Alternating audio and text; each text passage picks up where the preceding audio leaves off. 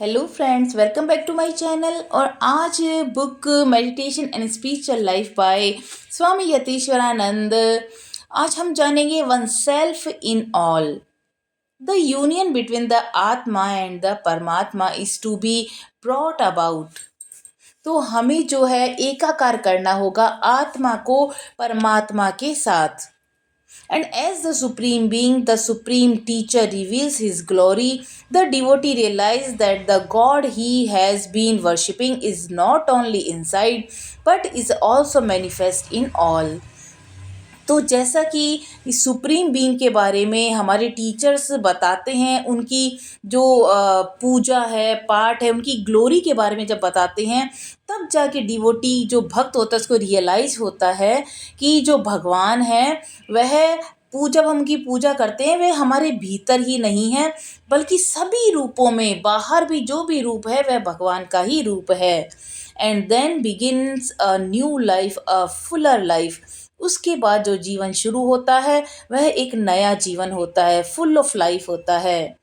As Bhagwan Shri Krishna says in the Gita, with the heart concentrated by yoga, with the eye of evenness for all things, he beholds the self in all beings and all beings in the self. तो भगवान श्री कृष्ण जिस तरह से गीता में बताते हैं कि जब हमारा जो हृदय है वह, उसकी जो दिव्य दृष्टि होती है, जब हम सभी चीज़ों में एकाकार कर लेते हैं, बाहर की चीज़ों को और अपने भीतर के, तो हमें सभी एक ही परमात्मा का रूप वो दिखाई देता है। And now the devotee realize that the Atma that is inside is also outside and seeing the lord manifest in all the and he worships him in everyone. तो जो डिवोटी को जब रियलाइज हो जाता है कि आत्मा जो हमारे भीतर है वह बाहर भी सभी में वह परमात्मा का ही अंश है, और फिर वह जो लॉर्ड को मैनिफेस्ट करता है सबके अंदर वह उसको प्राप्त करता है और देख पाता है, और वह सभी के अंदर भगवान के रूप को पूजता है। And now next topic is for one's own salvation and the world's welfare.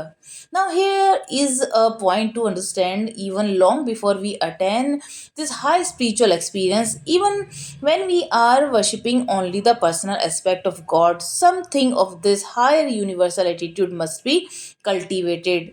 If I approach God looking upon Him as the master and myself as the servant, let me not at the same time forget my fellow beings. We are all servants of the Supreme Spirit. If we look upon God as our father or mother, then let us look upon our fellow beings as child of the same God.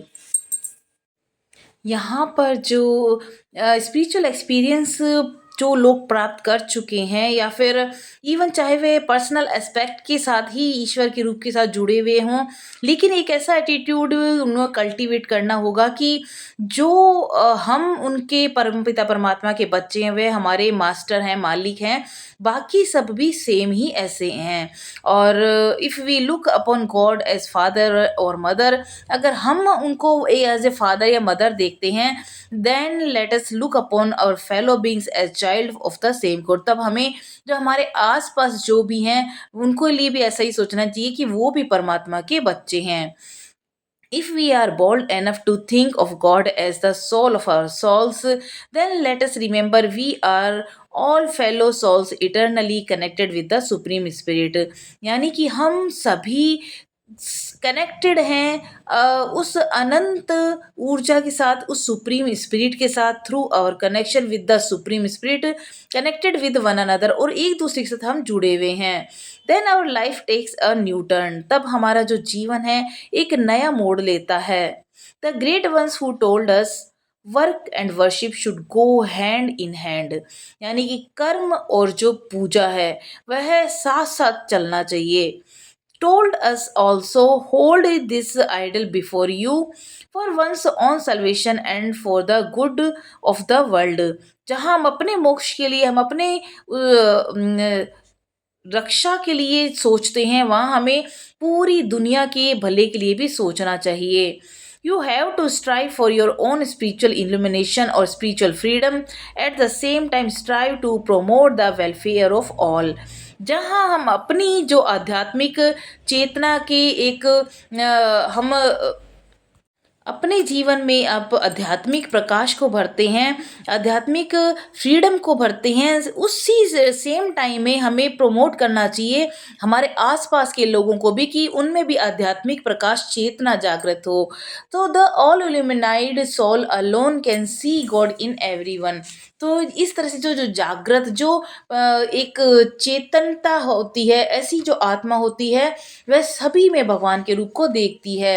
And his service is spontaneous, और ये जो उसकी सेवा है ये अद्भुत होती है।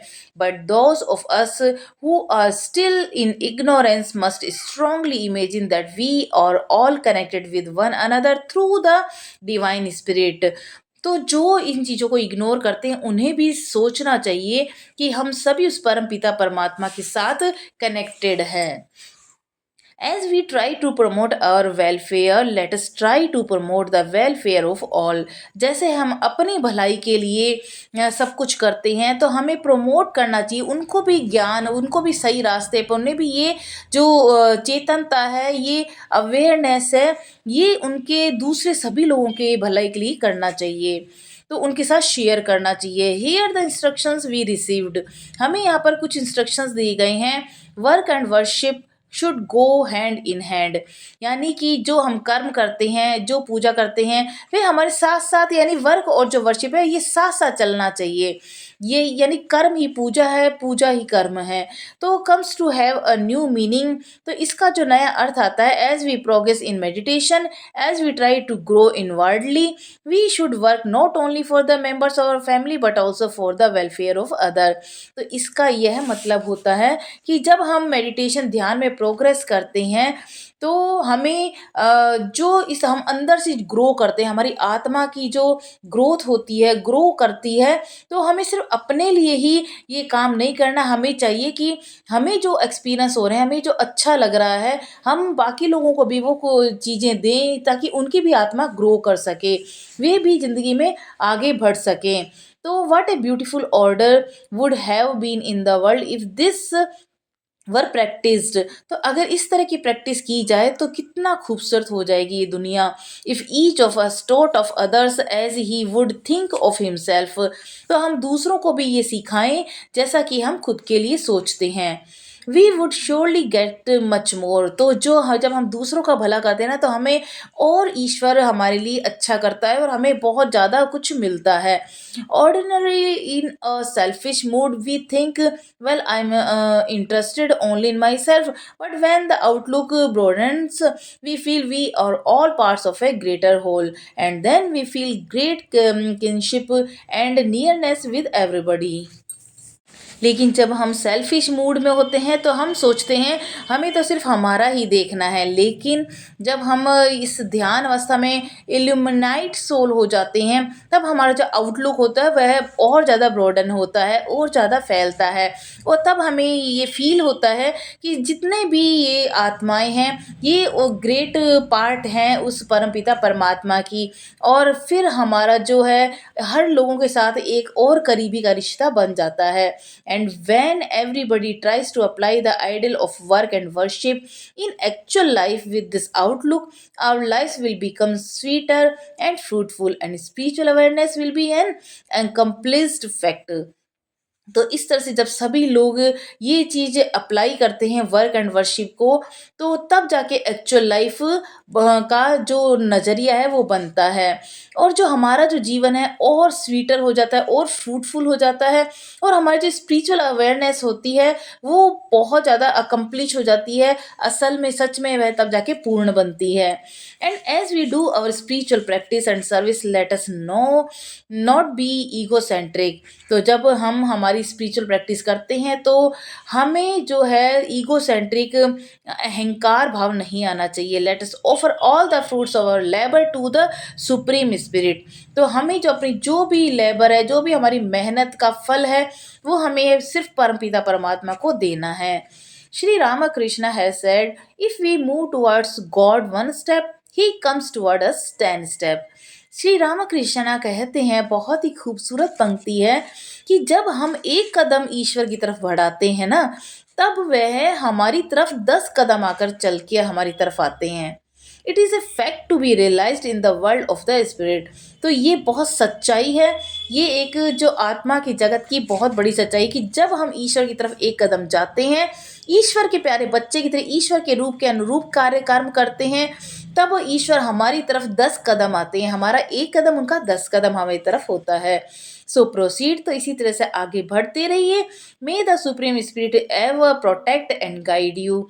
जो सुप्रीम स्पिरिट हैं वो हम सभी को, आपको प्रोटेक्ट करेंगे, गाइड करेंगे and fill your heart with his divine presence. और जो आपके हृदय को, दिल को, आत्मा को पूरी तरह से डिवाइन प्रेजेंस से भर देंगे, जो प्योरिटी, लव और ब्लिस के साथ होगी। तो आज के लिए इतना ही। कल हम नया चैप्टर, जो चैप्टर 20 होगा, यह इसका टॉपिक रहेगा कंसंट्रेशन एंड मेडिटेशन। तब तक के लिए नमस्कार।